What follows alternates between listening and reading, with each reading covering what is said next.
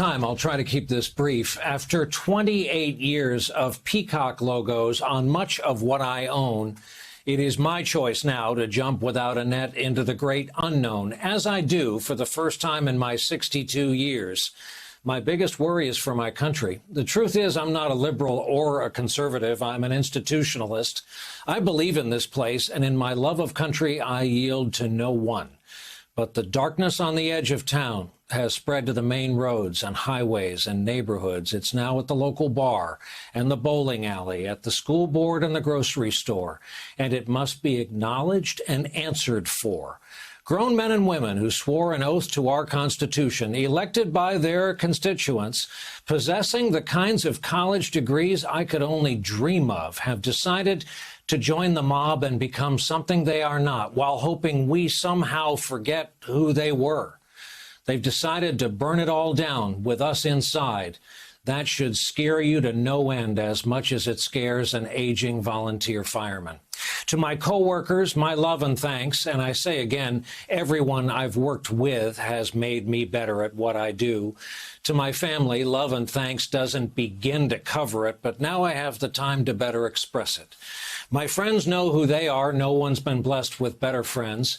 To the guests on this broadcast, as you heard the nice man say a few minutes ago, it's always been about you. Otherwise, I'd be staring into the camera for an hour, 5 nights a week, and nobody wants to see that. You are the 11th hour and will continue to be the 11th hour.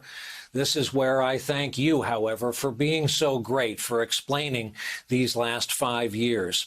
As a proud New Jersey native, this is where I get to say regrets. I've had a few, but then again, too few to mention. What a ride it's been. Where else? How else was a kid like me going to meet presidents and kings and the occasional rock star?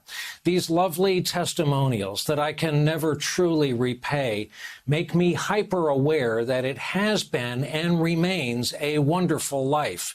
It's as if I'm going to wake up tomorrow morning in Bedford Falls. The reality is, though, I will wake up tomorrow in the America of the year 2021, a nation unrecognizable to those who came before us and fought to protect it, which is what you must do now. My colleagues will take it from here.